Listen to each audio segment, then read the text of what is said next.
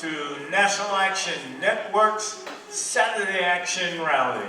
We're coming to you live on WLIV 1190 AM. We're streaming to you across the country on a number of platforms, including Facebook and nationalactionnetwork.net.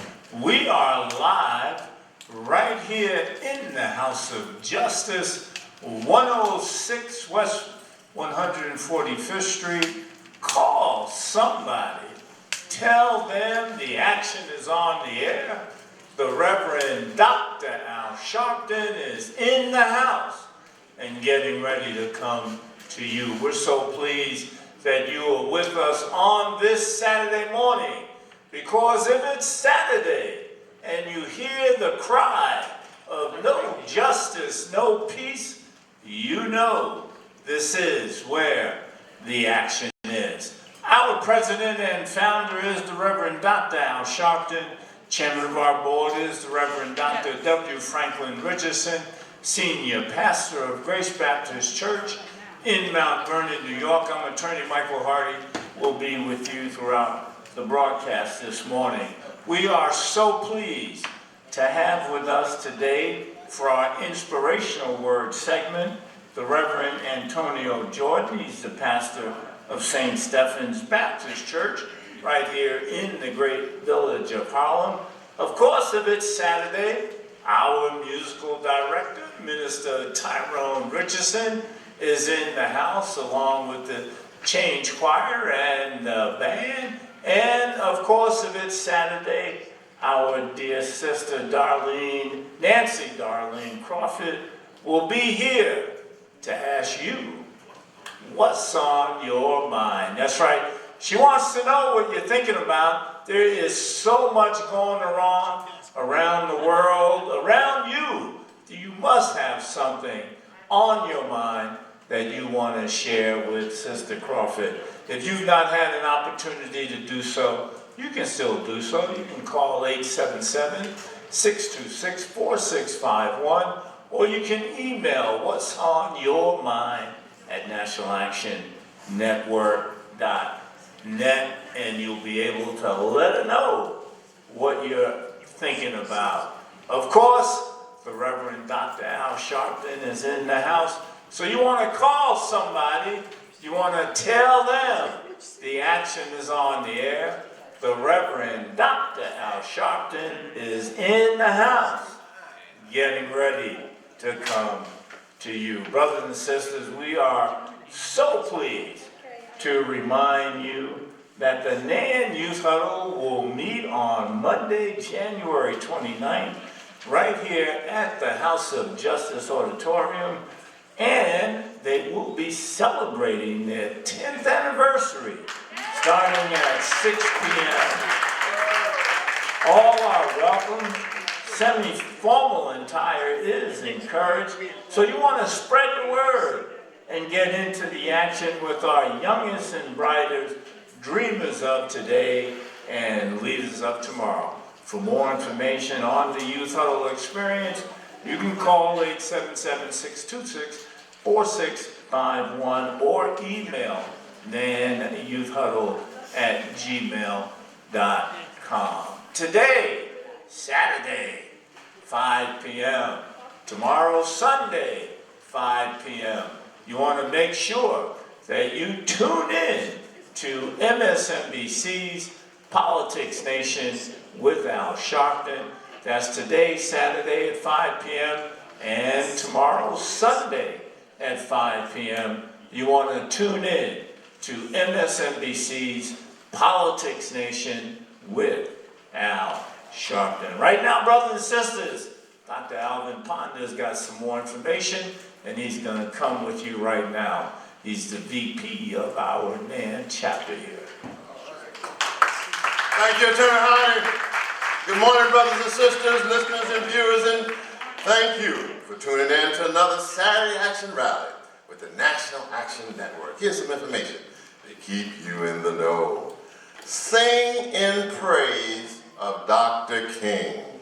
On Monday, Reverend Sharpton delivered a powerful keynote address at the Sing in Praise of King celebrating the life of Reverend Dr. Martin Luther King event at Newark Symphony Hall in Newark, New Jersey. In addition to Reverend Sharpton, the packed event featured words from Newark Mayor Ross Baraka, a moving choir with Bishop Hezekiah Walker, performances from the Premier Dance Theater of Montclair, gospel singer Crystal Aiken, and more.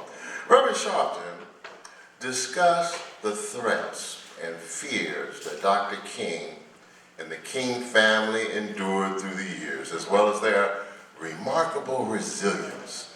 He reminded everyone of the sacrifices he made and his commitment towards justice and equality. The 36th annual Sing and Praise of King event was a full house, which left everyone feeling empowered. And because the yearly gathering is designed to reflect, unite, and uplift one another to continue Dr. King's dream, tickets were free and open to the public. Everyone left the evening with a renewed sense of dedication to the work ahead and our collective vision for a nation that keeps progress forward. Sustained protests outside Ackman's office. Reverend Sharpton and the National Action Network continue leading the fight to protect and preserve diversity, equity, and inclusion, otherwise known as DEI. For the fourth Thursday in a row, they protested in front of hedge fund billionaire Bill Ackman's office in Manhattan. They were joined by Arian Simone, the CEO of the Fearless Fund and founder of the Fearless Foundation. Along with other supporters, they chanted loudly in support of DEI and called out Ackman and his deceitful pressure campaign against Harvard's former president, Claudine Gay. Reverend Sharpton has stood alongside the Fearless Fund and Fearless Foundation ever since they were sued last summer, remember, by right-wing groups seeking to diminish their work of empowering women of color entrepreneurs. He and Nan immediately denounced the attacks against them and warned about the greater impact the case would have on the future of DEI. On Thursday, Arian Simone stood in solidarity with us at Nan to show Ackman and other dangerous forces that they cannot and will not destroy DEI in our schools, the business sector, or society in general. The loss of Dexter King.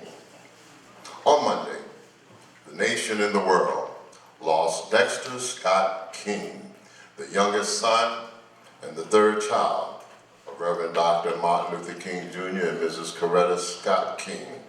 According to the King Center, he transitioned peacefully in his sleep at home following a valiant battle with prostate cancer. He was only 62 years old. At the time of his death, Dexter served as both chairman of the King Center in Atlanta and president of the King Estate. He was in fact devoted much of his life to protect his father's legacy as well as the intellectual property he left behind. He was named after Dexter Avenue Baptist Church in Montgomery, Alabama, where his father served his first pastorate. Rest in peace. Women of Nan on Roe versus Wade. Now, as National Action Network continues to lead the way in the fight for civil rights across the board, one of the main battlegrounds is the quest for reproductive justice and equality. On the 51st anniversary of the landmark Roe versus Wade decision this week, the women of Nan released a powerful statement on the profound impact of Roe on black women in particular and the dangers created when the Supreme Court overturned the decision. That statement said in part, Nan will continue to strategize and organize for effective measures to combat regressive policies designed to hinder reproductive and civil rights. Fighting for reproductive justice will be one of the many pertinent topics addressed at this year's National Action Network Convention from April 10th to 13th at the New York Sheraton Times Square Hotel. More details regarding the annual convention will be announced soon, so I want you to stay tuned. Welcome to all of you who have tuned in and joined us also via live stream at www.nationalactionnetwork.net and also live on Facebook at the National Action Network. If this is your first time joining us, and or if you're not a member of NAN, we welcome you to NAN and invite you to join us and get to the action today. For more information and to join, you may visit again www.nationalactionnetwork.net or just call 877-626-4651. That number again is 877-626-4651. And just text the word NAN, N-A-N, to 59769. Welcome. Thank you, Dr. Ponda. Right now, dear sister Nancy Darlene Crawford wants to know what's on your mind. Good morning. Good morning, good morning, good morning. Welcome to another weekend's conversation of What's on Your Mind, where you, the community and membership base, have the opportunity to engage with National Action Network by sharing your thoughts and viewpoints 24 hours a day by emailing us at whatsonyourmind@nationalactionnetwork.net or by calling us at 877-626-4651. This morning we are going to start with our own Mother Ivy. Good morning. Tell us what's on your mind. Good morning, my precious children. I'm like the old lady in the shoes. I have so many children, I don't know what to do. Thank you all for being my children, because everybody don't accept that. I just wanted to make the announcement about my brother's children. It will be home Monday, January the 29th at Owens Funeral Home. Malcolm X Boulevard, and I think it's 122nd Street. Anyway, the viewing is from 9 to 10. The viewing starts immediately after. Sorry about the late announcement, but Mother didn't have anything to do with it. It was done by his family. So you guys just keep holding me up. As the one said, uphold me with thy free spirit, whatever you do. Lord, don't take your joy from me. Uphold me, children, uphold your mother, because I'm going through a lot of health issues myself. God bless you. Amen, amen. Thank you, Mother Ivy. Thank you so much. And we are continuing to pray for you and your family at this time. All right? Amen. Thank you, thank you. Good morning, my sister. Tell us your name, where you're from, and briefly share what's on your mind. Good morning. My name is Barbara, and I'm from the east side of Manhattan. And what's on my mind is that I thank everybody for praying for my grandson when he was out on the Ford over when Israel and Hamas was at war. He was on an extended deployment. And last Wednesday, January 17th, they returned safely. And I went down to Jacksonville, Florida to welcome him back home. So he thanks everybody. I thank you. Just keep us in prayer. All right, thank you so much. Good morning. Tell us your name, where you're from, and briefly share what's on your mind. Good day, everybody, and God bless everybody. My name is Sister Reverend Word. I'm from Heaven, born in Harlem. I'm 72 years old and new, and I'm National Action Network lifetime member. Of course, what's on my mind is Bible scriptures. And Christ Jesus particularly admonished us to please make every effort to be light in this world. Now, there's a lot going on, but in particular, we have to focus on the election in 2024. And the Republicans generally are letting themselves be known as an evil set of people. They want the worst for everyone in the world. And that's not being hyper about it. It's real. They're not really for the people. We can be the light of this world but at least voting. Voting is one of the easiest things we could do to show that we want people to have decent lives in these United States and the world for democracy. God bless you all and good day. Thank you, my sister. Good morning. Tell us your name, where you're from, and briefly share what's on your mind. Good morning. My name is Teresa, born in Harlem and currently residing in the Bronx, New York. What's on my mind today is that this migrant versus citizens of the United States, especially as it relates to Black people. Now, I understand that there are 11 sanctuary states in the United States of America, not just cities. So my question is, why are the migrants, or thousands of them, being sent to areas where mostly Black people are living? What are Black people supposed to do? Where are they supposed to go? The other, excuse me, the other really bad thing about this is that these sanctuary policies place the public at risk by preventing the federal authorities from locating, arresting, and prosecuting criminal aliens. The result is that all residents, including legal immigrants and illegal aliens, are in danger of being victimized, even killed by criminal illegal aliens who benefited from protections afforded by sanctuary policies. If New York is a sanctuary state, why aren't the migrants being spread out across the entire state instead of being concentrated just where Black folks live? My question is, what are we going to do about this? Thank you. Thank you, my sister. Good morning, my brother. Tell us your name, where you're from, and briefly share what's on your mind. My name is Kazembe. I'm from Bed-Stuy, Brooklyn. What's on my mind is diversity, equity, and inclusion.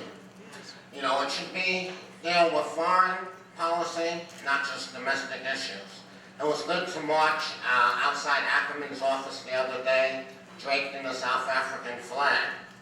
Yesterday, the president of South Africa, Cyril Ramaphosa, had a national speech where he celebrated South Africa's victory at The Hague in regards to Israel perpetrating genocide against the Palestinians.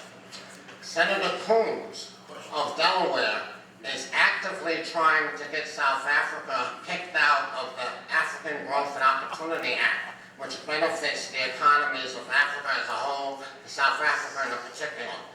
I want to urge African American leaders, be it the Congressional Black Caucus or the various mayors of the largest cities, to stand with South Africa as forces in this country try to make South Africa out to be a rogue state. It is not. It is one of our strongest allies. Thank you, my brother. Thank you for sharing. Good morning, my sister. Tell us your name, where you're from, and briefly share what's on your mind. My name is Ingrid Rose. I'm from Brooklyn. What's on my mind is this disinformation that Black people have in our community about what's going on with our voting. When I came home on Thursday from the protests, I ran into one of my neighbors, her husband and wife, and I was sharing with them that I was down there protesting. And her husband turned around and said to me, "Oh, you know, I hate Biden. Biden, he's full of he's not doing anything." I said, "Sir, let me ask you a question. What are you doing? What are you doing to help the situation?" And he went on to say to me, "Oh, Biden, look what they're doing with the migrants. They're coming here, they're stealing our stuff. Biden is doing it." I said, "Wait a minute. How are you going to blame that situation on Biden?" I said, "I'm so sick and tired of people blaming President Biden for things that other people are doing. It's just like what's going on in Gaza. We have a bunch of young folks who are saying they're not going to vote because President Biden is not doing anything about it. He didn't start the war in Gaza." So that really teased me off. Later on in that evening, I was talking to one of my young colleagues who lives in Queens, and I was telling her about the march as well. She went on to say to me, "Oh, I didn't know about DEI, what's going on? Nobody's saying anything." So there is so much lack of information, especially in our Black community. We have to do something about it. We can't just talk about it and fetch in our own little community. We have to go out and really talk to the people in the streets. Because in Brooklyn, you have a huge West Indian community that people are voting. And their information, I ran into a man yesterday coming from the gym. "Oh, I love Trump." I said, sir, tell me 3 things Trump did for you. He couldn't even tell me. But the fact of the matter is, people are getting so much disinformation. And to me, the Biden campaign is not putting out a lot of information that needs to be allocated to the people. When Trump was in position, he threw himself down our throats every day. We saw Trump on TV. We need to see President Biden on TV more, not just on the State of the Union address, but addressing all the things that he has already done. People are oblivious to what's going on. So please, we need to do more to get more information out into our Black community. Because we know when we vote, we change things. Thank you, thank you, thank you, my sister. Good morning. Tell us your name, where you're from, and what's on your mind. Good morning, glad to be here. My name is Dr. Jesse Fields. I'm a medical doctor in the Harlem community, and what's on my mind is health, and how health is so interrelated to many factors that we don't usually readily associate with health. Things like the social environment in which we live, the housing, the climate, global issues, politics, the environment, the lack of opportunity, the suppression of education, of full education, and opportunity to grow and move forward. And also, physical health and mental health are inextricably interrelated. This Wednesday, January 31st, and then the 3rd Wednesday of every month at 11 a.m., I will be leading Creating Our Mental Health Workshops at St. Philip's Church on 134th Street in Harlem, here in Harlem, between 7th and 8th Avenues. In the workshops, we use creativity, poetry, group exercises, and more to nourish people coming together, sharing emotionality, and building community. There's so much more we can do.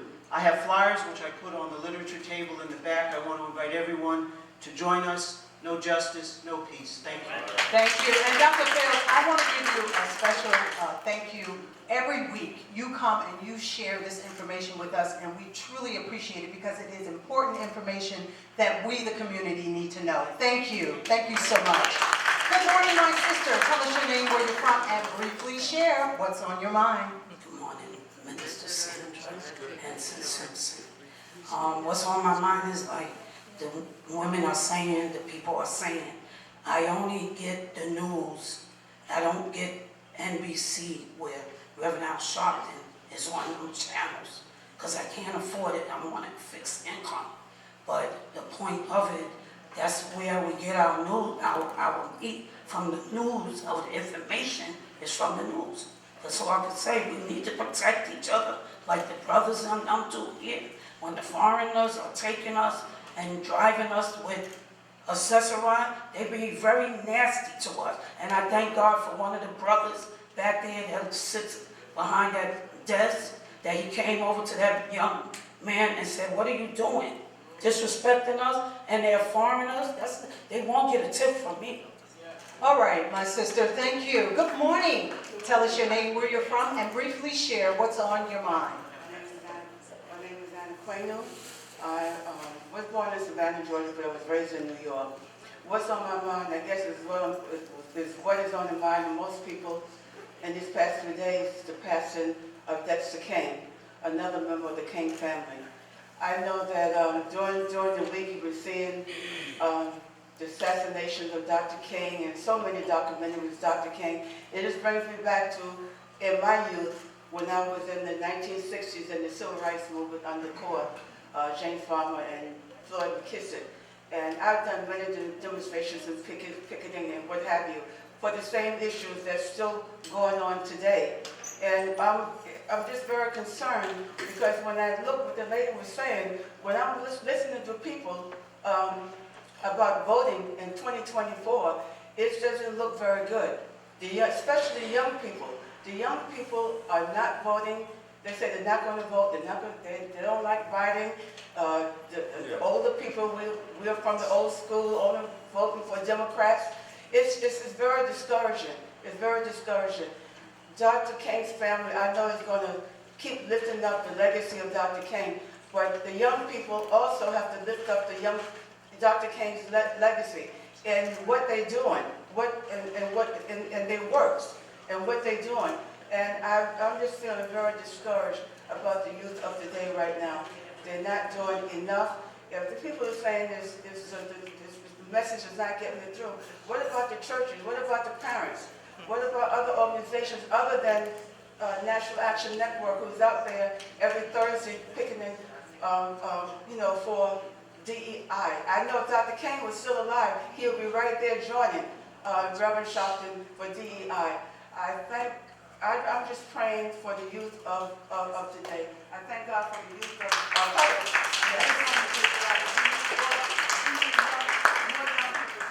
Yes, thank you, my sister. Thank you so much for sharing.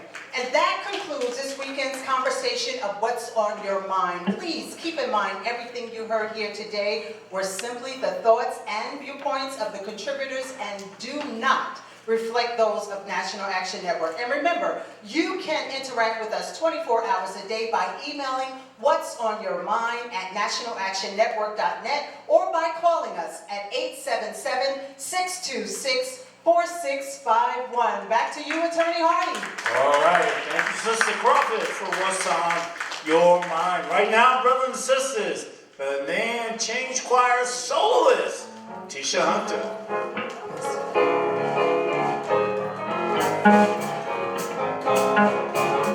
As I look back over my life, as I think things over, I can truly say that I've been blessed. I've got a testimony.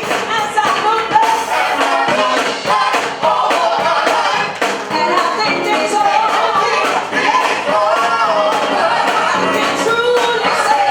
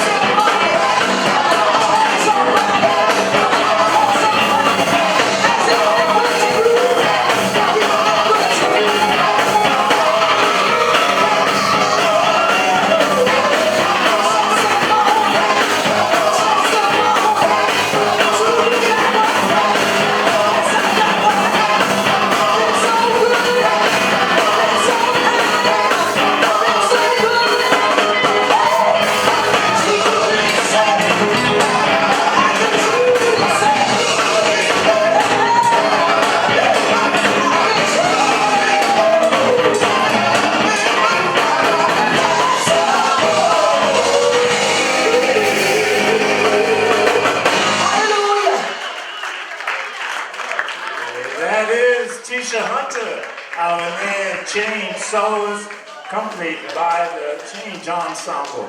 Right now, brothers and sisters, we're going to bring you in the house.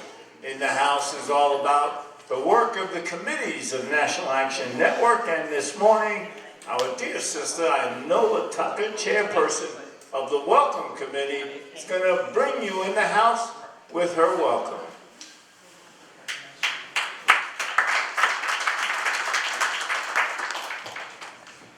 Good morning, and Happy New Year, and welcome to the National Action Network.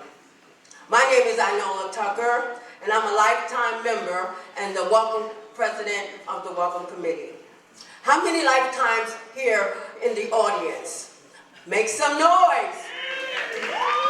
I have a question for you. Why should you join the National Action Network?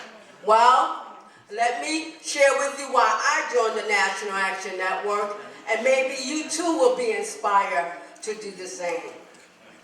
My journey here at the National Action Network started when I volunteered to join Nan's Second Chance. This committee educates and raises awareness of what is happening in our prisons and jails that affects people who are incarcerated. The journey didn't stop there. I would hear Reverend Sharpton every Saturday saying to the new members, turn around and face the audience and welcome them. Welcome them to the National Action Network. And that's when the idea of the Welcome Committee came into existence and the creativity of the Welcome Package. And the rest is history. I've been volunteering ever since. Would you like to do that too? Yes, you can. Just call 877-626-4651 or email me at nanwelcomecommittee@gmail.com. Join today. Become a NAN member. It's just that simple. The NAN Welcome Committee encourages you to join and be a part of history makers. If you are in the audience here at the House of Justice when Reverend Sharpton welcomed new members, get some pep in your step and lightly fist bump Reverend Sharpton and join the NAN family. We have many committees that you can get involved in. Call now, right now, at 877-626-4651 for more details. So here are some updates of what the Welcome Committee has been doing. The Welcome Committee gives out welcome package to our NAN new members. You may ask, what's in the welcome package? NAN welcome package is filled with information about NAN organization, upcoming events, and useful items that you will be happy to have. NAN Welcome Committee has a table set up on Saturdays and on special events like Martin Luther King Day and Kwanzaa and NAN Convention to display t-shirts, NAN pins and buttons and caps and much more for anyone who are interested. The Welcome Committee celebrated Nia on the 5th day of Kwanzaa. We served light refreshment to all our invited guests, and with support of the NAN staff, NAN committees, and NAN members, we all work together collectively for a purpose. NAN Welcome Committee has taken action every Thursday to protest DEI, along with our civil rights leader, the Reverend Dr. Al Sharpton. When DEI is under attack, what do? We stand up and fight back. NAN Welcome Committee, the Women Auxiliary and the Sports Committee decorate the House of Justice for the holiday. The Welcome Committee also provides all delicious desserts at our annual Christmas dinner to all our invited guests as well. Now, NAN Welcome Committee will continue to fundraise to support all NAN committees and special events, build alliances with our community merchants who support NAN during the years. On behalf of the Reverend Al Sharpton and the Welcome Committee, we pray that upon joining, you will feel welcome into the NAN family and find a special place for your passion for volunteer. Call now, right now, 877-626-4651. Repeat along with me, no justice, no peace. All right, we want to thank Sister Inola for bringing us in the house this morning with the Nan Welcome Committee right now under the direction of our musical director, Minister Tyrone Richardson, the Change Ensemble.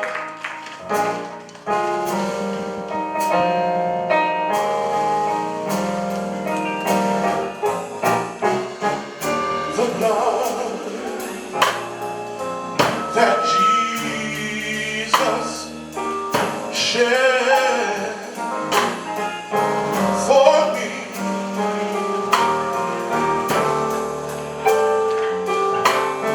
way back on Calvary.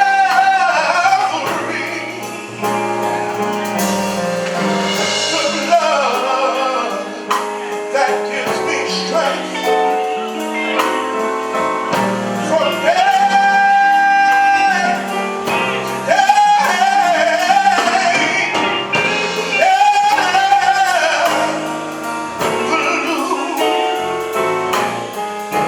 It's mine.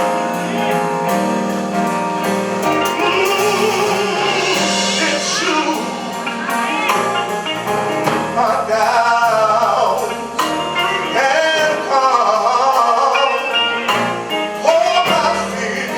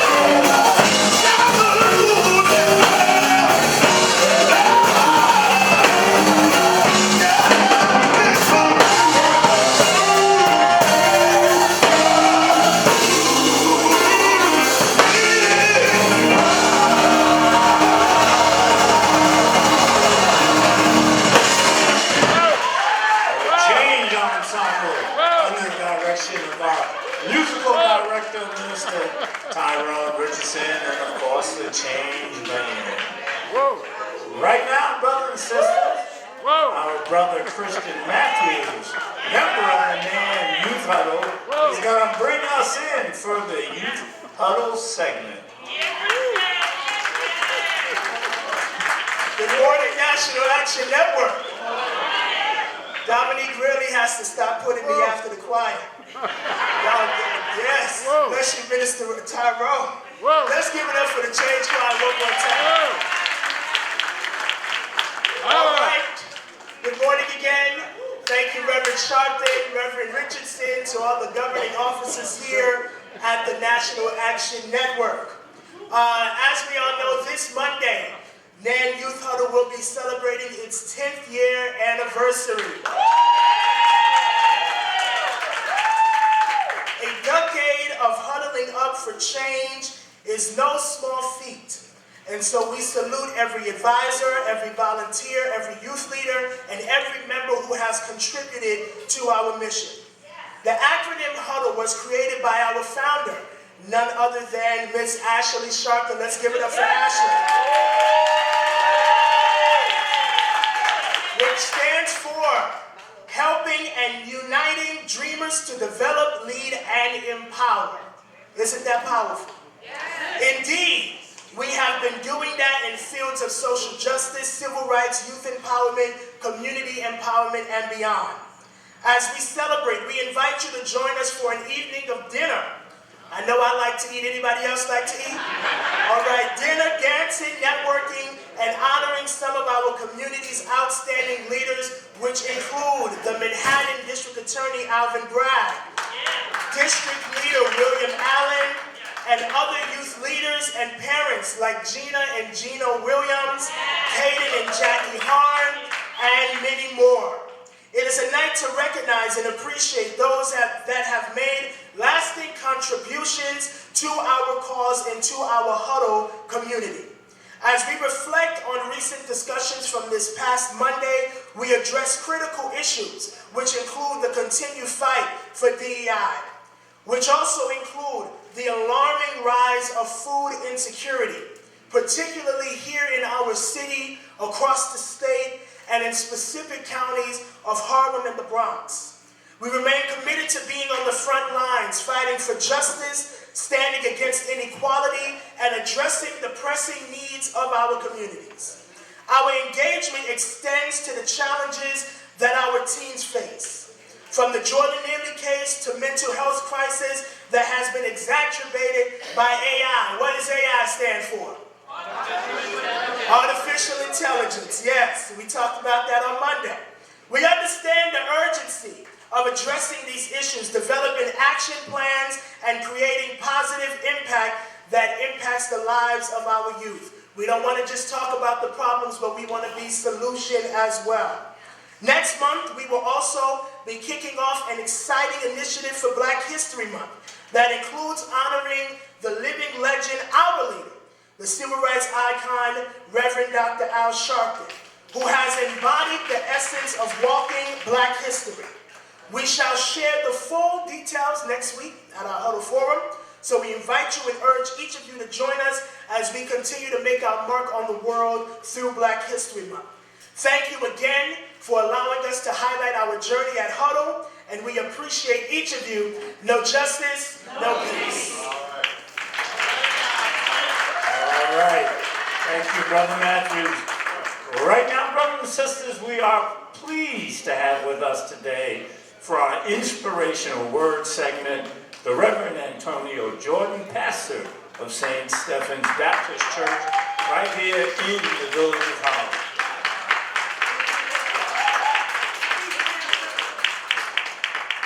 Praise the Lord. Praise the Lord, somebody.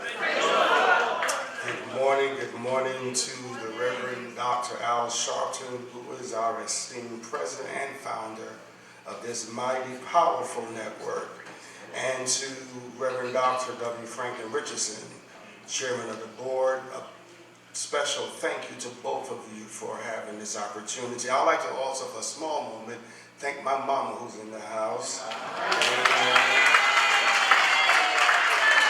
not be here if it had not been for my mom, amen, and my dad.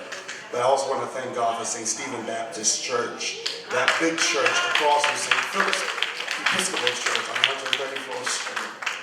The Word of God comes from 2 Corinthians 4, verse 7.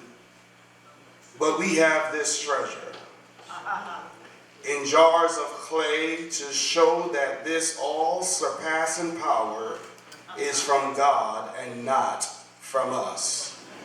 We are hard-pressed on every side, but not crushed, perplexed, but not in despair, persecuted, but not abandoned, struck down, but not destroyed. For a brief moment, I want to talk about searching for buried treasures.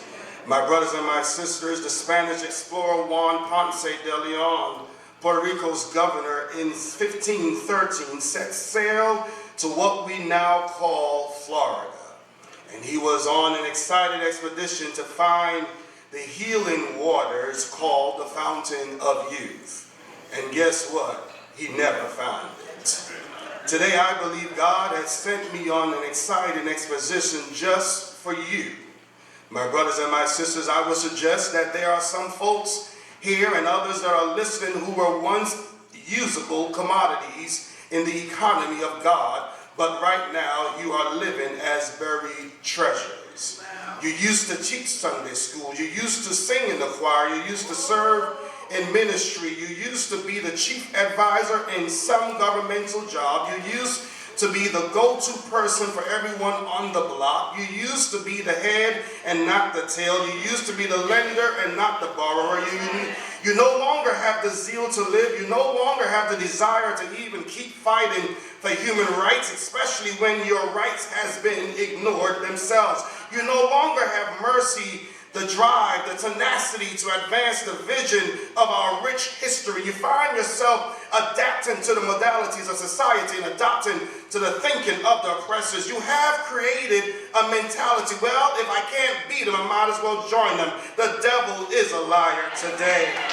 Where are the people that will say, I will no longer be hidden treasures in my community? I refuse to give up. I refuse to give in. I refuse to bow down to the status quo. You ought to touch your neighbor and let them know that it's time to be rediscovered. Is there anybody here who has a rope of long suffering, a rake of forgiveness, a shovel of mercy, a bucket of grace? Is there anybody here who will help me search for some buried treasure inside of our community? I know what the leaders are saying. I know what the politicians are saying. But I am determined to decide to go find the hidden treasures that are locked up in our community. They're not dead. They're just sleeping and need to be awakened. Is there anybody in here who can say, I'm going on a treasure hunt? I don't know why you're a buried treasure. Perhaps your treasure is buried under the hill of haunting habits. Perhaps your treasure is buried under the realms of wiles and wickedness. Perhaps your treasure is buried under the fetters of faults and failures. Perhaps your treasure is buried because of the carnal conduct of some Christian believers. I came to remind you that you are a hidden treasure. The text says, but we have this treasure in jars of clay to show that all surpassing power is from God and not from us. I'm here to let you know the word but, as you know, shows a contrast between the measure of salvation and those delivering a wonderful treasure placed in the fragile jars of clay. We have this treasure. What treasure do you have today? What treasure can you say I have within me? Let me tell you here, my brothers and my sisters, that it's inside of you because God put it inside of you. We have allowed society to hide our treasures, but we need to step up and wake up each and every day and say, God, you woke me up this morning. God, you started me on my way, and I'm going to go find what you put on the inside of me. Let me tell you this. We see the sufficiency of God in our insufficiency. God is the one who causes us to get up each and every day. We are nothing but jars of clay that can be used no matter where and what we have done. I know you have messed up, but you are still a valuable piece of treasure in God's kingdom. You fell short. I know you let go. I know you lost your faith. I know you were disappointed, but I came to let you know this morning that you are God's treasure. No matter where you are, no matter who you are, God can still use you. God knows what you are made of, and He knows what you can handle. He knows that you are fragile, but let's go searching for the buried treasures that's on the inside of us. Let us search for the hidden treasures in our communities. Let us search for the hidden treasures in our homes. Why? Because we are a family. And Sister Sledge put it this way: we are family. I got all my sisters with me, but the hymn writer put it this way: I've seen the lightning flashing, and I've heard the thunder rolls. I felt sin's breakers dashing, trying to conquer my soul, but I heard the voice of Jesus telling me still to fight on, because He promised never to leave me, never to leave me. I got my treasure because God is with me.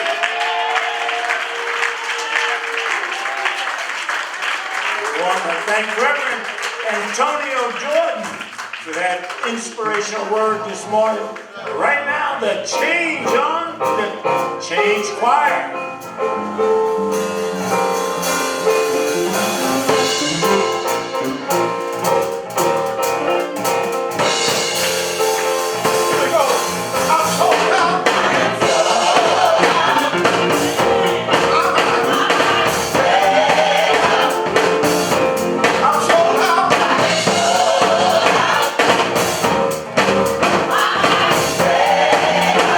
Come on, let's say it again. I'm sold out.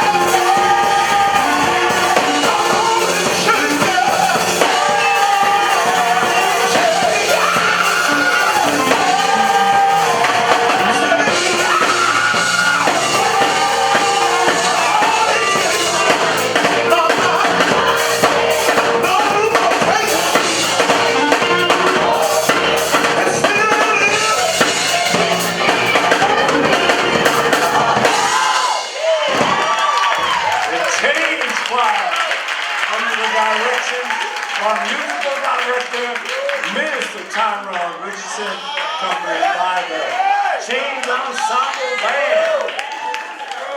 Brothers and sisters, I want you to get on your feet right now because we're bringing out to you the president and founder of the National Action Network, the Reverend Dr. Al Sharpton.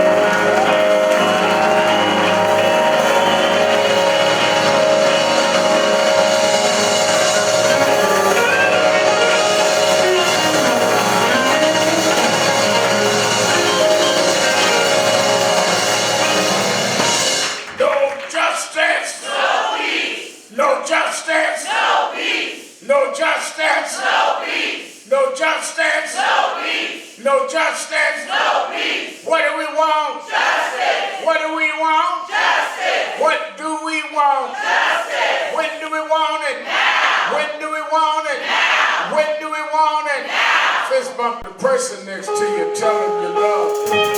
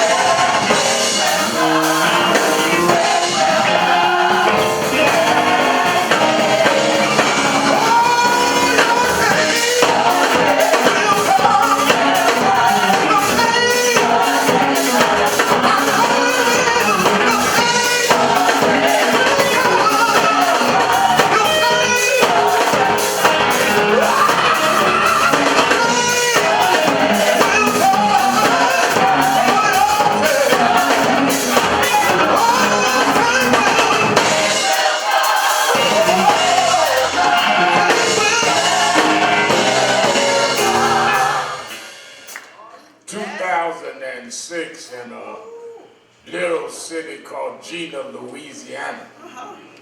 There was a fight at the high school, and the white kids didn't want the black kids in the school, and they had a racial incident.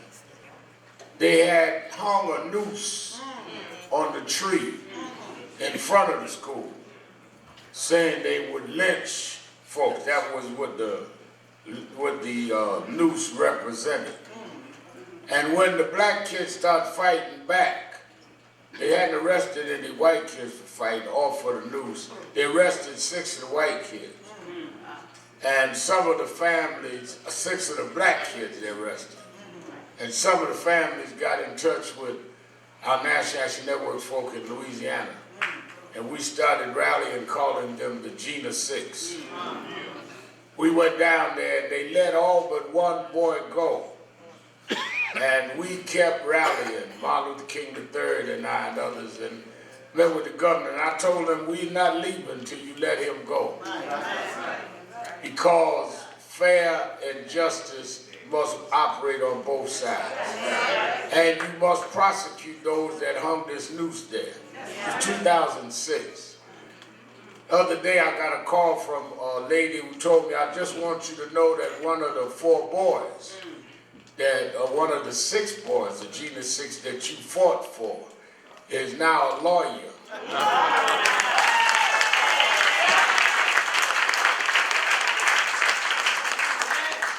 Finished school, went on to college, and he is somebody, and he's trying to get in touch with you. Is it all right to give him your number. I said, sure, I want to talk to him. And as soon as he called me and we missed calls, but I thought about how, boy, that they tried to make a juvenile delinquent in high school. Saw his community stand up and fight for him. Motivated him to go on and be a lawyer. If you don't settle for where they put you, but fight for where you belong, your change will come.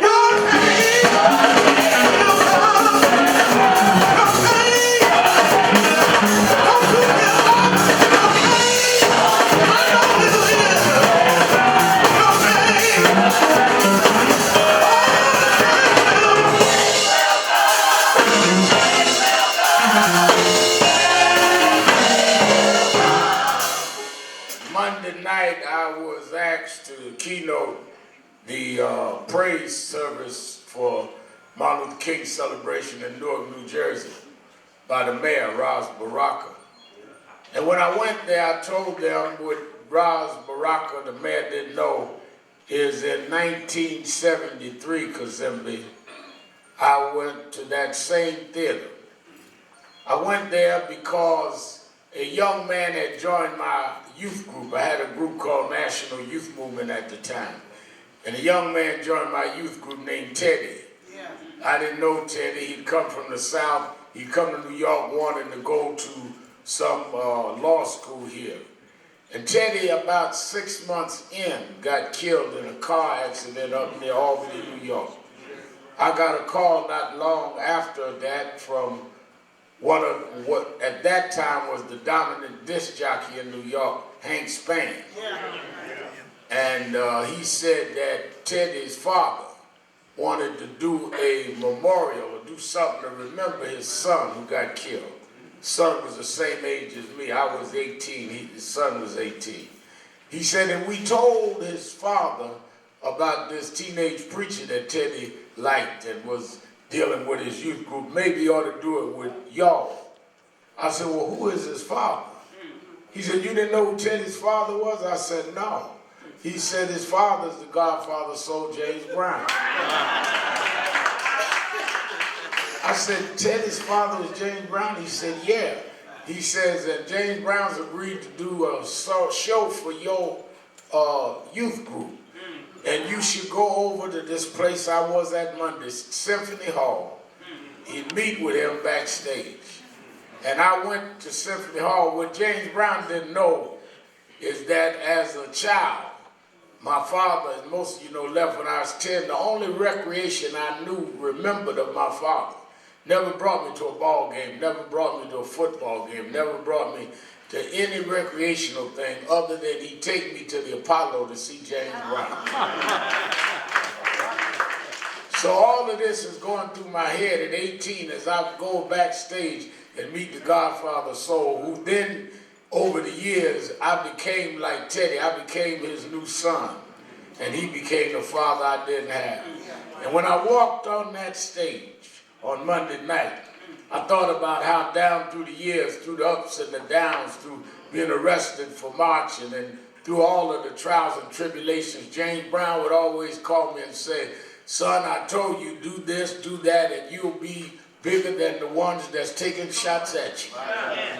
And I thought about if James Brown could see me now, he would know. He would know that if you keep on going and believing, and if you have somebody like a James Brown on your side, your change will come. Your change will come. Your change. Just keep the faith.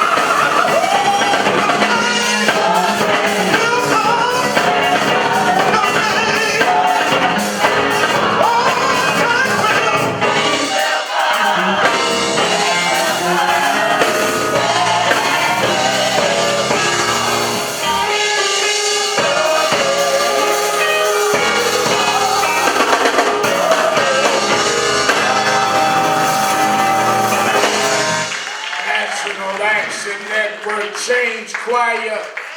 Give them a big hand. Give them a big hand. Said that we're happy to be with you another Saturday morning for our Saturday Action Rally. For you that are here live at the House of Justice, 106 West 145th Street in the village of Harlem. And for you that are listening to us live on 1190 WLIB AM in New York, and for you that are watching us live on Impact Television and other media platforms around the country, we're happy to be with you another Saturday morning to give our report on where the action is. Give a hand to our presider, Attorney Michael Hardy. Our musical director, Minister Tyrone Richardson. I gotta meet with you after to find out what kind of fur sweaters that I am. I'm an animal rights activist. I gotta check that out. Give Brother Chris and the band some.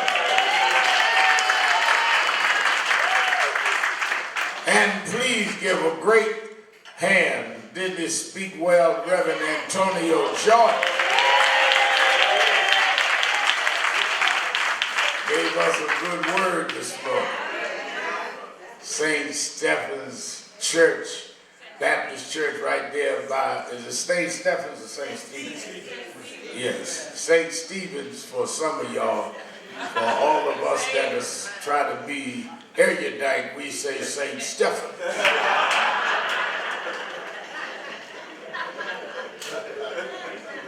The big church near St. Philip's. Some of y'all that dropped out say St. Philip's. We're glad to have you and glad for your message. Let me say before I go into anything, our heart was heavy this week as the head of our Pennsylvania chapter of National Action Network for many years, Paula Peoples, passed. And many of you know her. She comes up to our convention every year, every big affair. She would come. She had one of the strongest chapters of National Action Network, her Philadelphia chapter alone. And Paula Peoples, I'll be going to do the eulogy on Friday in Philadelphia, but I wanted her family to know as long as there's a National Action Network, we will always remember and extol Paula Peoples. We also mourn the passing of Reverend Washington Lundy in Brooklyn, Evening Star Baptist Church. I talked to his son.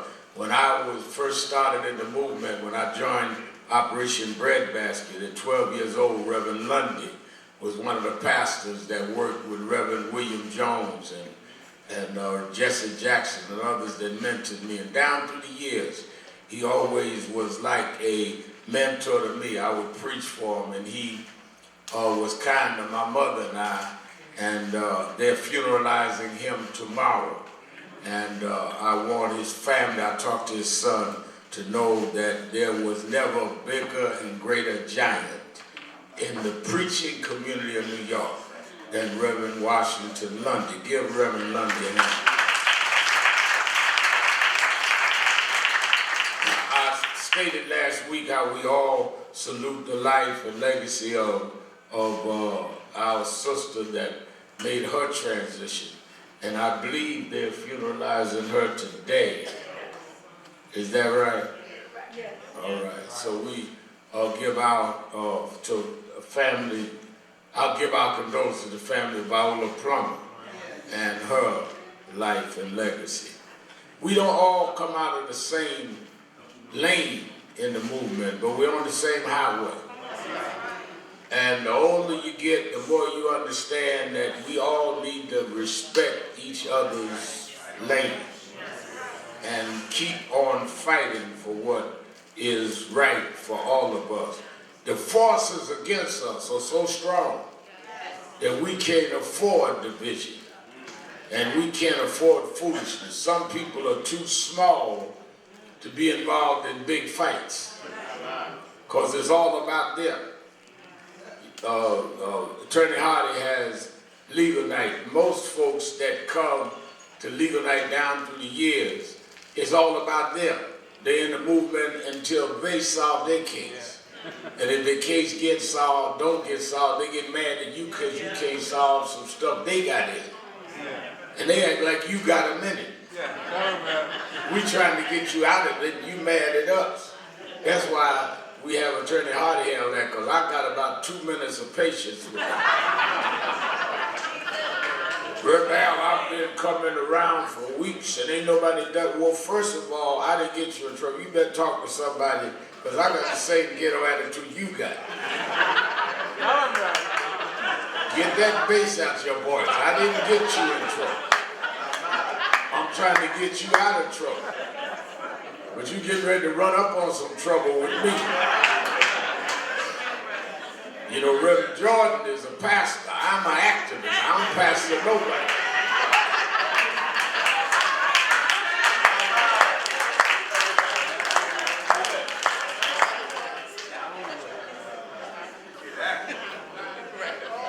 Let me also say that we joined, and many of you sent text messages in, we joined in mourning with the family of Dr. Martin Luther King, whose youngest son, Dexter, died of pancreatic cancer earlier this week, 62 years old.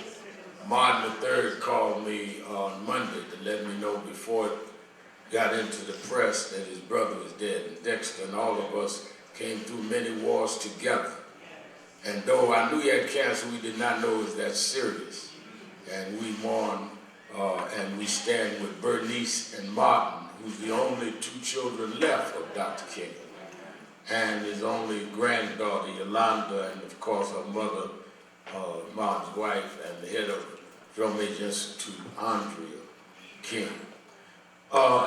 We also, as we deal with all these issues, we deal with them globally and in our country. I'm watching and monitoring what's going on in the Middle East. And I told some of our Jewish allies that I celebrate they are fighting against terrorism, but now you got to condemn what Netanyahu is doing in the Gaza. Right. Tell them that. Tell them that. And today's Holocaust Observance Day, I observed that what Hitler did was wrong, but we've got to also question when you're killing babies. Tell them, bro. On all sides, we've got to be consistent. I'm against civilians being killed and babies being slaughtered and women being defiled in Israel and in Gaza. Some of y'all got one-sided morality. You mad at Israel or mad at Gaza, rather than saying both sides need to stop this and deal with getting the hostages out and making sure the people in Gaza has human rights and human dignity. Everybody in Gaza is not a member of Hamas. And everybody in Israel is not supporting Netanyahu. So let's get past this. I'm going to deal with a lot of that on my show this evening, as well as dealing with some of the other issues that I'll get to in a minute. But y'all make sure you watch Politics Nation with Al Sharpton, 5 p.m. Eastern Time on MSNBC today and tomorrow. I'm having one of the nights the head of the UAW and members of Congress and others to deal with some of the issues. I also, before I get into a further report, I want to thank all of you that have kept up marching every Thursday.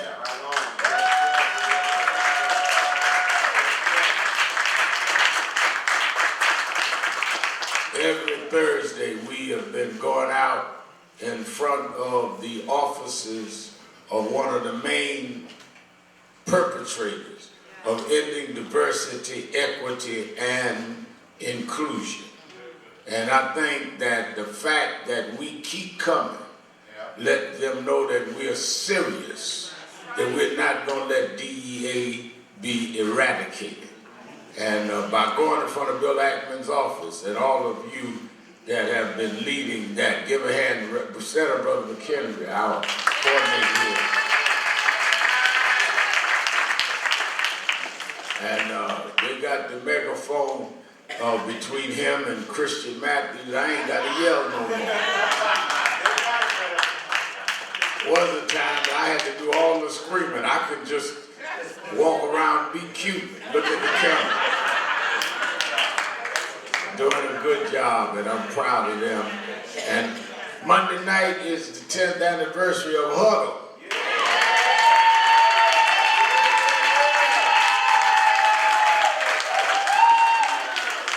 And they're going to have a ceremony here on Monday night.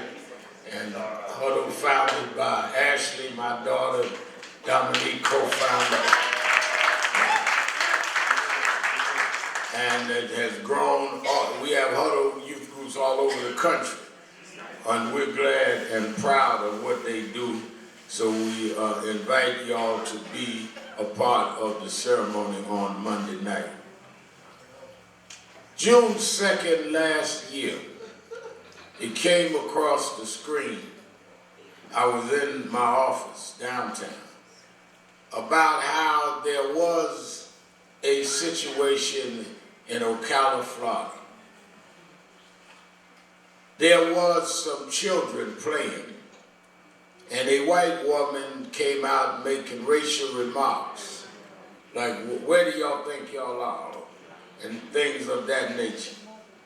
And their mother, who had to put this woman in her place before, went and knocked on her door to defend her children.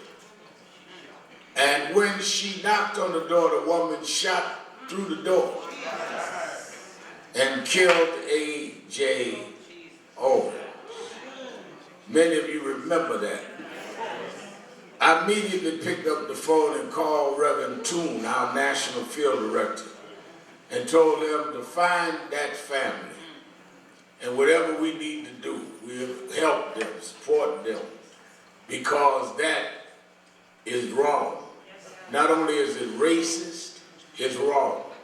And let me tell you something, we help a lot of families with funerals, a lot of funerals expenses and all that, because you do not plan on being the victim of racism.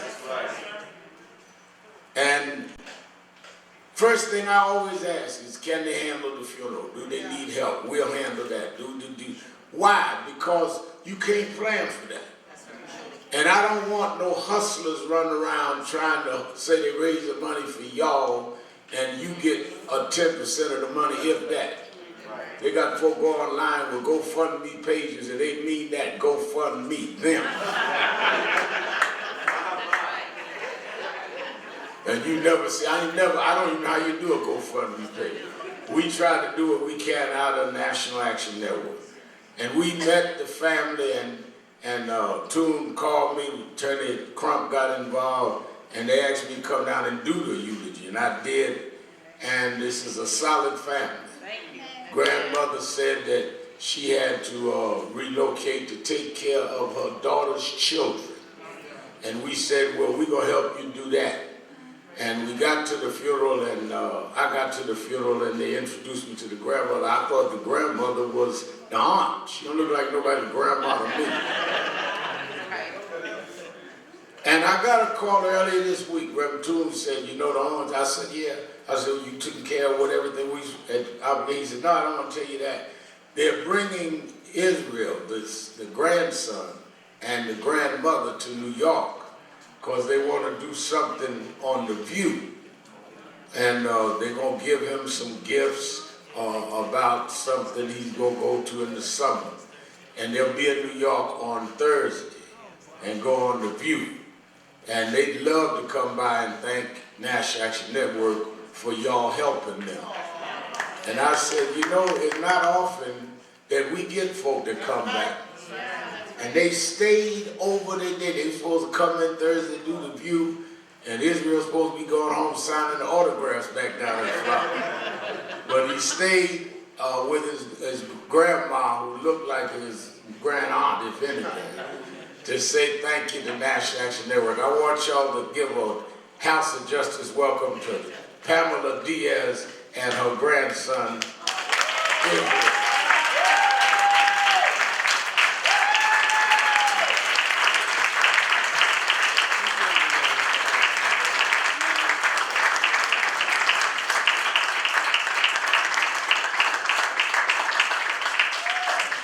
Good morning, good morning.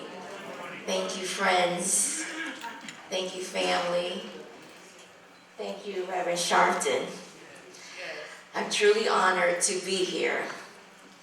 When I say he has been with us, beside us, for us, the National Action Network said what they were going to do, and they did it. Hesitation. We are truly blown away. We've been blessed tremendously. Things could have been so very differently under these circumstances. But Reverend Sharpton and the National Action Network eased our burden, our pain, not only financially, but emotionally, spiritually. They supported us. They never left our side. They never forgot about us. And that is something that we could never repay. And there's not enough thank yous that could ever say how much they have blessed us. To God be the glory.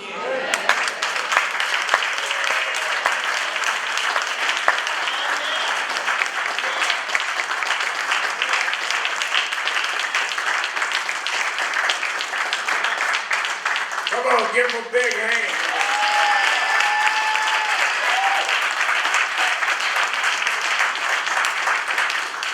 And I want them to know we stay with families. We with families that we worked with 30 years ago. And I want Israel to remember I said at your mother's funeral, and I repeat it, when you get ready to go to school, to college, you come see us. We're going to make sure you got whatever you need.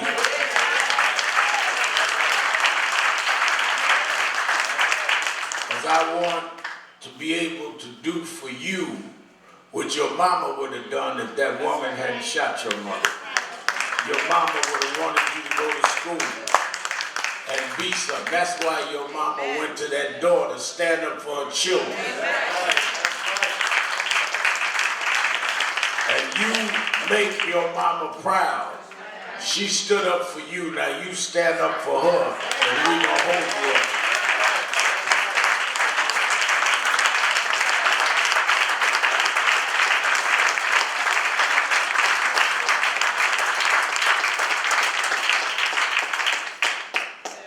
That's what National Action Network is supposed to be about, is action.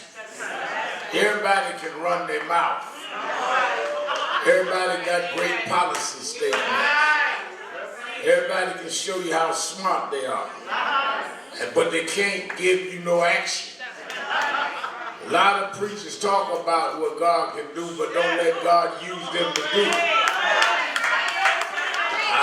I don't like these preachers, Reverend Jordan, that's so heavenly bound that they ain't no earthly good.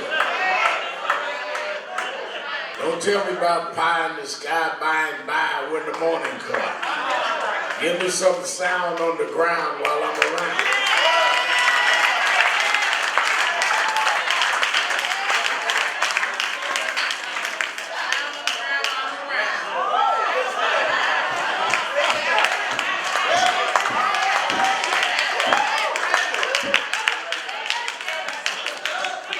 That's what Nan is all about. Right here in New York, going through legislation, and I've heard all the sides. One of the conservatives came, and one of the, I've been talking to our speaker, Adrian Adams, who's a member of this organization, a great servant of our community. I'm talking to Jamani Williams, our public advocate, and then of course the mayor, who we know. And then I got on the phone this morning, got a call from Hazel Dukes, who I told you the godfather soul raised me. The godmother soul is still out here calling shots. And we trying to bring things together. We want to see police fight crime and not be handcuffed, but at the same time, there must be accountability. And we've got to find a way that we come together. We cannot have all these blacks in power and not serve the community. We did not put them there not to do that. And that's why people talk about, well, you know, one of the conservative, well, Adrian, wait a minute. First of all, Adrian is serving why she was put there. You know, there's a problem in our community of not only a racism, but misogyny. Y'all get mad when black women rise up. Hello. And then there's the problem every black man we had. So if we only had two.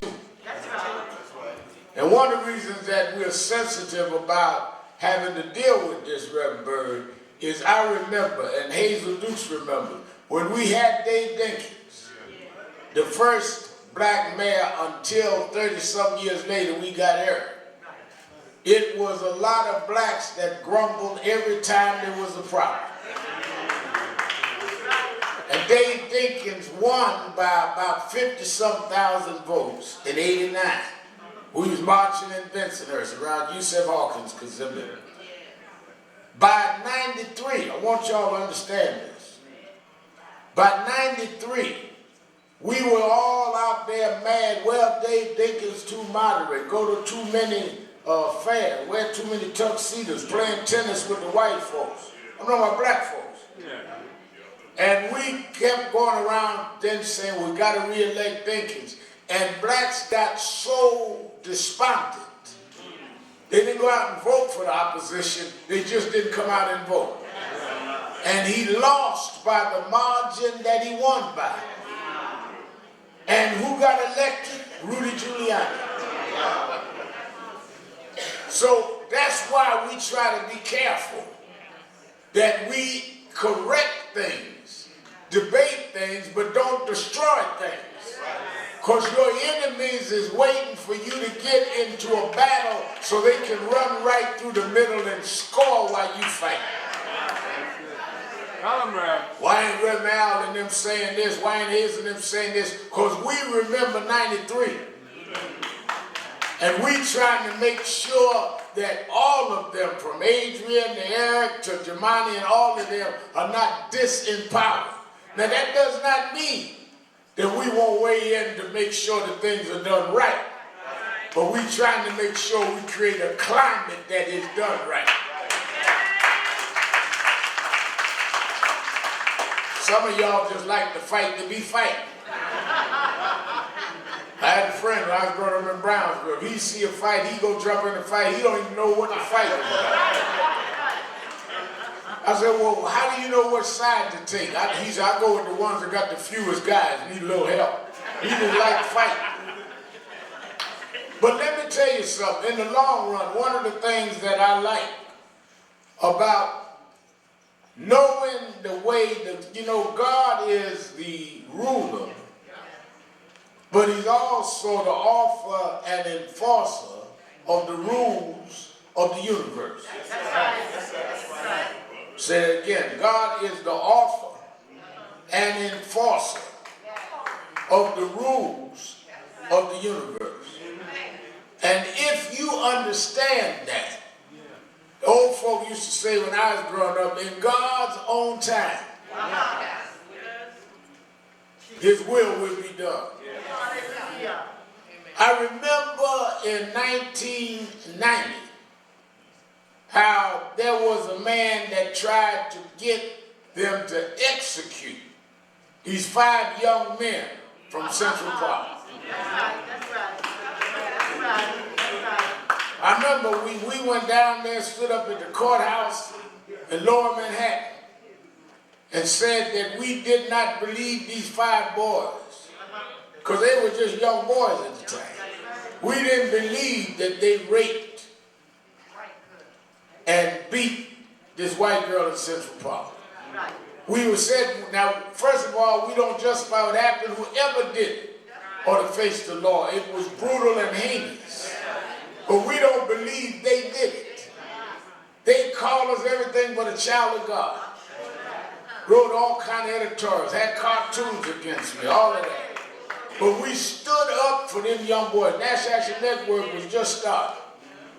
I got involved because a young 105 mother called me and said to me, I don't know you from Adam, I just see you on TV, but my son didn't do this.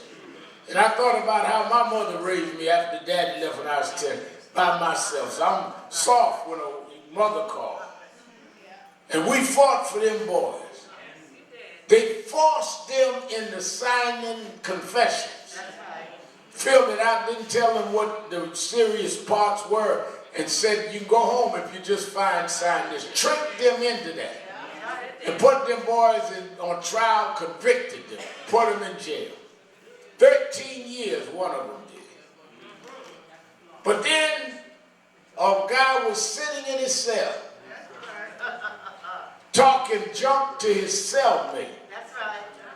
And told his cellmate, you remember years ago them boys that they accused of raping that white woman in Central Park? And the cellmate said, yeah, I remember that, Central Park 5. He said, they didn't do that, I did. The cellmate trying to get out of jail himself snitched on his cellmate. They went and took the cellmate out and did a DNA test and found that the guy in jail bragging matched the DNA from the dress of the woman 13 years ahead. Which means they didn't do no DNA test and knew better than convicting the 5 in the first place. And we fought, them boys got out of jail. And one and two of them are always here, but one is here every Saturday, stand up, Corey White. One of the Central Park 5.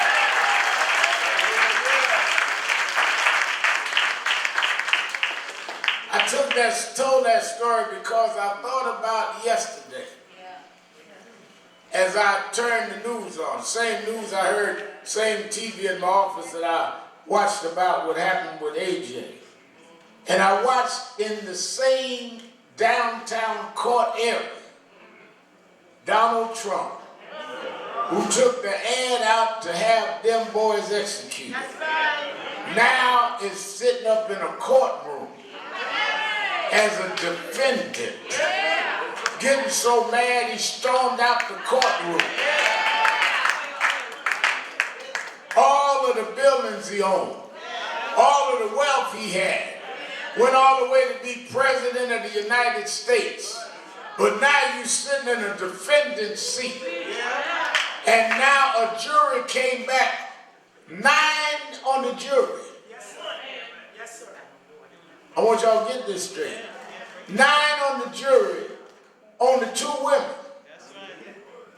7 men, only 1 black.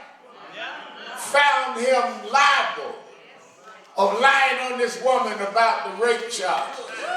And they went out and only took 3 hours and came back and charged him with over $83 million.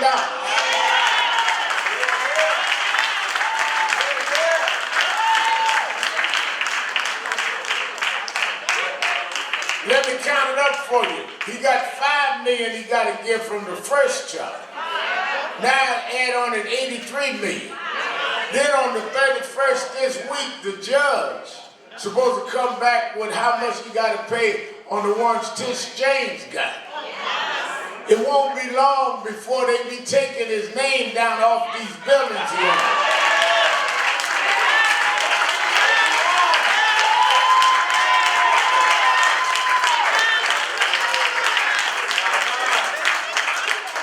Because he's going to have to liquidate Christians in order to pay this. Because what a lot of y'all don't miss, a lot of y'all did miss, is in the state of New York, when you have a verdict in a civil case, you have to post a bond. Is that right, Hardy? And the bond could be that you got to put 100% or almost that much in collateral or cash, so that if you lose the appeal, they already had the money to hand over to the victim. Is that right? So if, now Tish James, the state attorney general, is asking for $300 plus million. The judge just gives her half of that. That's 150 on top of the 83 on top of the 5. He ain't got that kind of money. He gonna have to start selling all of them golf tournaments and all that. He built himself up as this savvy businessman, as the great Gatsby, as all of that. But yesterday, we found out he was the Wizard of Oz. Because they took the curtain back, and we found out he ain't no wizard after all.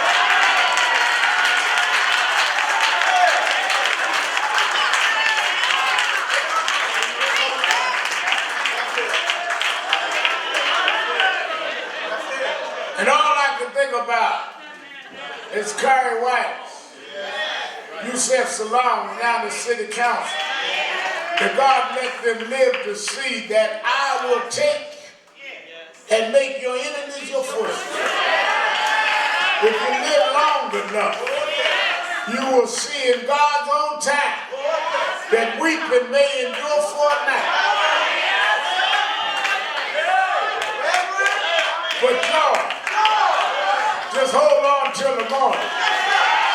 I know it's dark through the midnight. I know it's hard sometimes. But hold on through the night.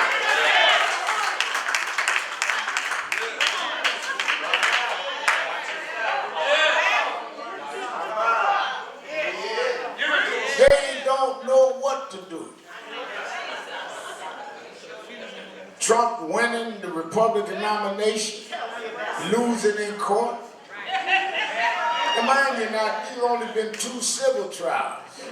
They ain't got to the 4 criminal trials. He got to face 4 criminal trials after they done took all his money in court. I was on TV last night, they asked me, well, what would you say to the lawyers?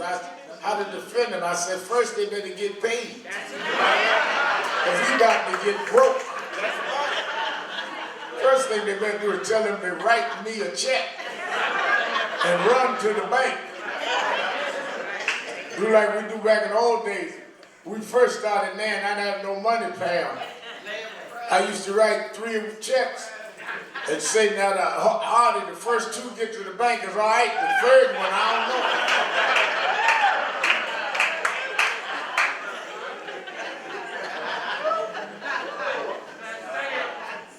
know. We are in a very precarious time. When they are about to nominate in one of the major parties of this country, a man facing 4 criminal cases that have been found liable in 2 civil cases already, about to go broke, and they still gonna vote for him. Why are they voting for him? Because he represents some basic going back to the old days. Make America great again. He's trying to turn back the clock. That's why they're going after DEI, going after diversity, equity, and inclusion, because that was why they had to start giving contracts to blacks and giving jobs to blacks. And if they can take DEI out, your jobs are not secure. Your contracts are not secure. They already shot down affirmative action because they stacked the court. And for them to be able to put this man up there because of these anti-black and anti-woman and anti-gay, it means that we must fight to make sure that even though they're trying to turn back the clock, you can't turn back time.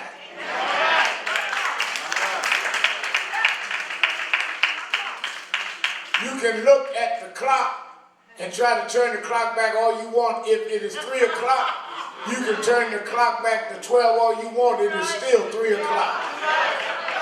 some of us are not going back no more. We are not going back. I don't care what y'all do.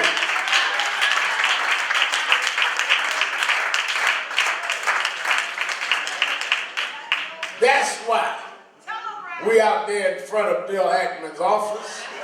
We want the world to know we're not going back. That's why we register voters all over the country. We want the world to know we are not going back. That's why they're coming from all over the country, April 10th through the 13th, the National Action Network's convention. We're going to have a national conference. We're going to organize all over this country.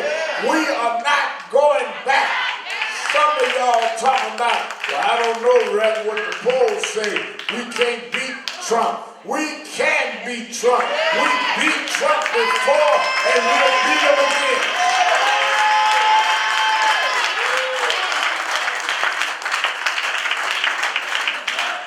How are you afraid of somebody you already beat? One of these conservative guys was talking to me. Said, well, you know, Rev, my problem is Biden is 81 years old. I said, uh-huh. I said, how old is Trump? He said, well, Trump's 77, 78. I said, well, let me get this right.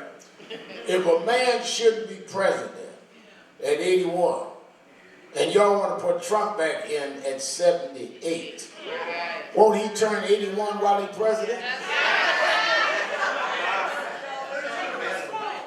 I mean, do the math. You electing a guy that ain't but 3 years younger than the guy you calling old, and you electing him to a 4-year term.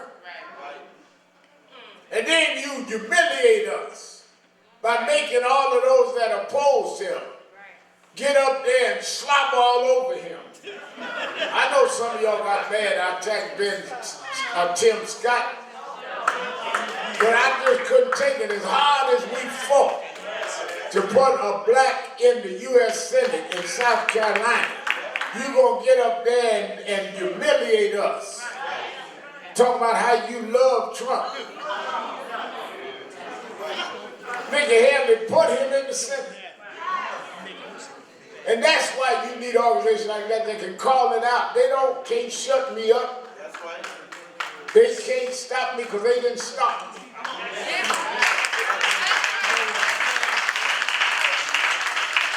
And that's why, yes, we need to focus on dealing with Hamas and Israel. Yes, we need to focus on Ukraine. But what about the Sudan? What about what's going on all over Africa, where you have millions of us that are being exploited and oppressed, and nobody talking about that. We're not going back to that. We've got to stop letting them set the tone and the pace. We got to stand up for ourselves.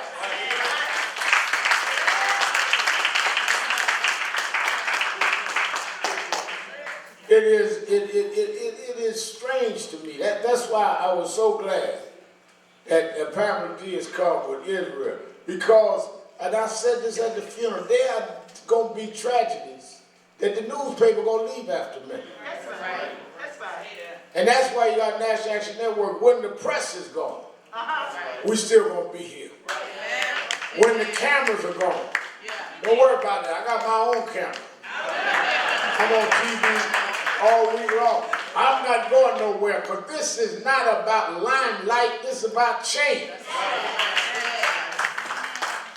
And some of us, that's why I tease Bird all the time. Him and Hardy and them went to all these big schools. I dropped out of college. I was educated in the movement. But the thing that grounded me was my mother. That's why what Israel's mother did meant something to me, because there was a time in my life nobody stood up for me but my mother. My father was a pretty successful businessman. We owned a corner store in East New York, and he owned a few buildings and moved us out to Hollis, Queens and all that. Then when he left, we lost all of that. And I saw my mother going from a businesswoman driving a brand new Cadillac to someone that had to ride the subway and had a rag in her pocketbook because she was going downtown to scrub floors as a domestic worker. And she put the rag in her pocketbook so my friends wouldn't know my mother was scrubbing floors. But she scrubbed floors to put food on the table for me. And food on the table for my sister. And I don't care who got the power downtown. I don't care who got the money downtown. I'm going to stand up for my mama. I was raised like that.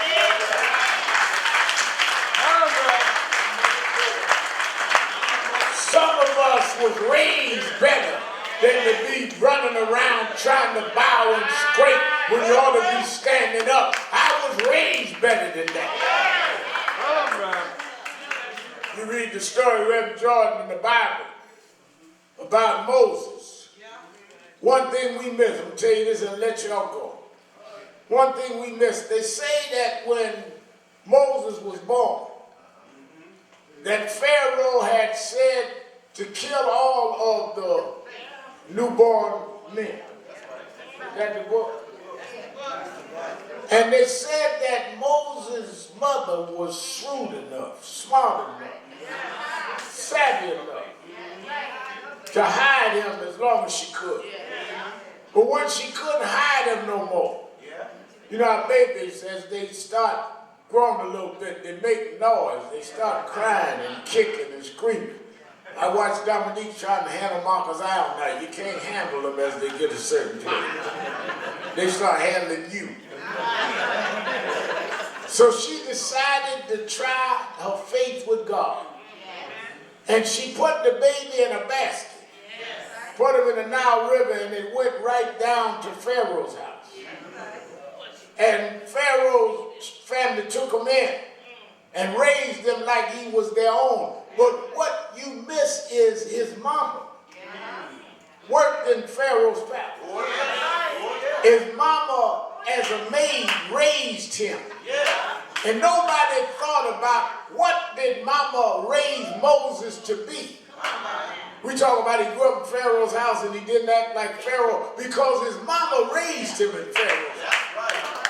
And we may have been raised in a racist country, but our mamas didn't raise us to bow and scrape to the racists. Our mamas raised us to stand up and be what God made us. Our mamas raised us to hold up the bloodstained banner. Our mamas raised us not to scratch where we don't itch and not to laugh when it ain't funny. I've been raised better than that.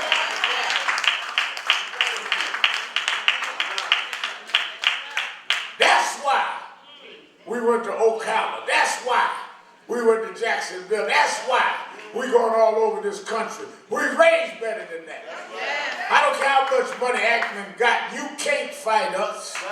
You got billions of dollars, but we got a force that'll stand up. We got a force that'll make a way out of nowhere. And we know because Mama raised us that if God be for us, it's more than the whole world against us, then God will bring the mighty down and make the weak strong. God is still on the throne. And if we stand up, he'll hold us up. As I said, weeping may endure for a night, but joy, joy, joy coming in the morning. Don't you back down. Don't you give out. You've been raised better than that.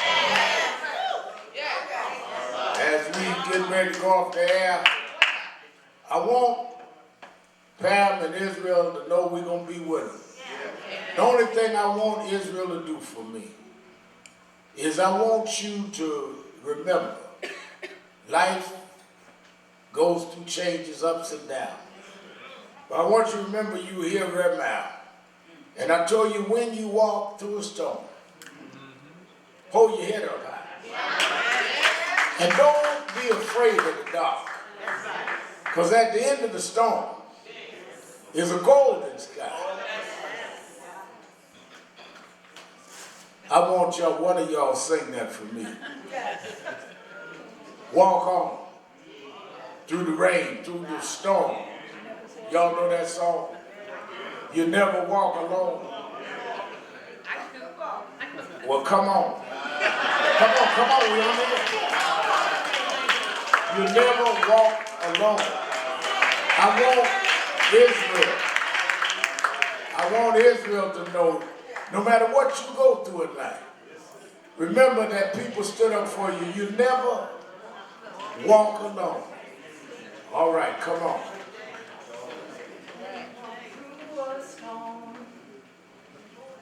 Hold your head up high, but don't be afraid of the dark. When you walk through a storm, keep your head up high, and don't be afraid of the dark. That's enough right now. All right, give her a hand.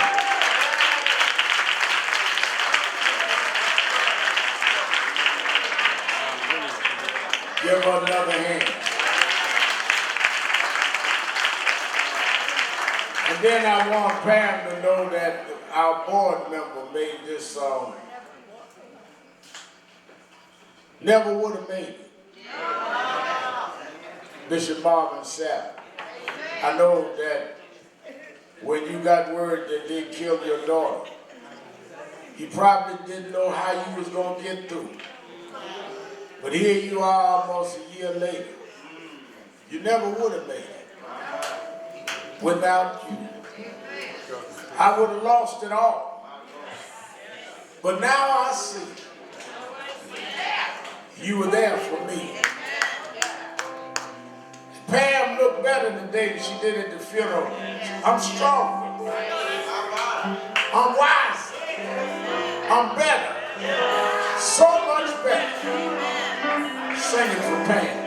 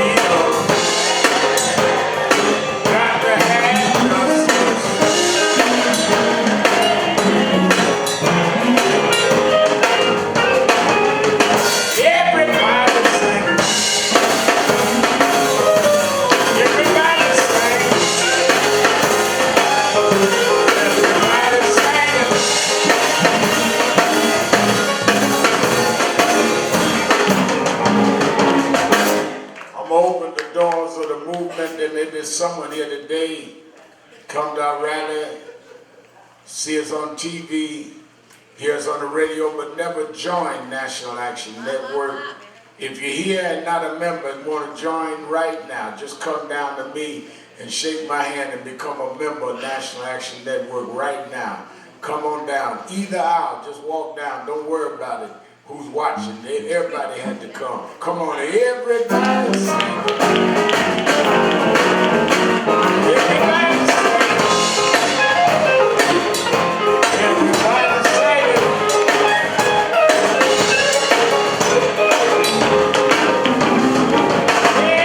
Everybody sing. Sing it like you mean. Sing it like you mean.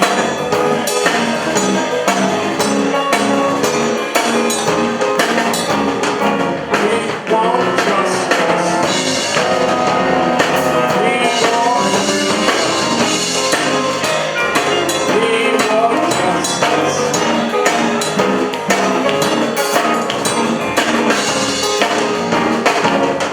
One more time, Lord.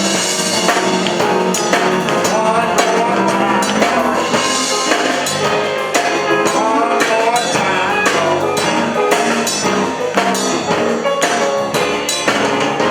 Yeah. All right. That's wonderful. Got 4 new members, 3 of them Pam's good friends on the network today. That's wonderful. All right, I'm gonna raise our offering. I tell you, 9/11, we're gonna try to get out in the next few minutes. He walking around, he bring me.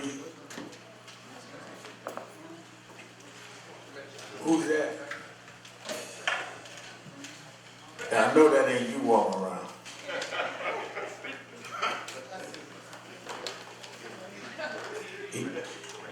He, you know, I've been offering for, I gave him a breathe for 2 weeks because Hardy back, I'm gonna have to get back on you. All right, I'm gonna unload on you next week. Be ready. I need about 10 people, about 10, that can give $100 or more to come first, come quickly. Guardians, $100. Winston Gilchrist, $100. Teresa, $100. Sister Nancy Crawford, one of our announcers, $100. Louis Papa, $125.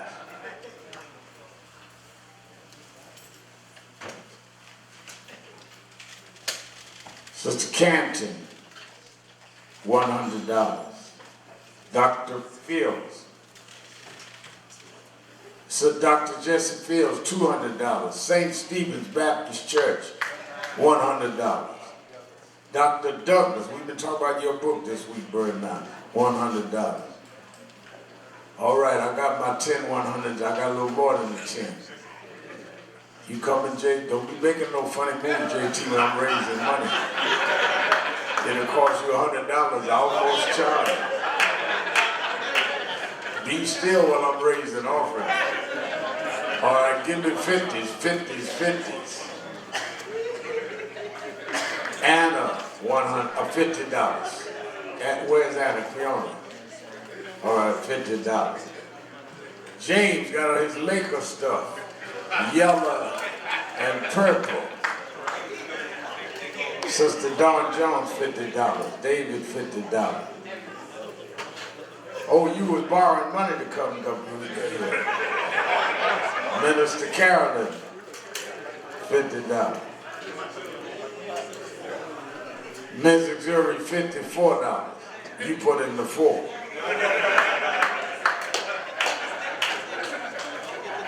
$20s.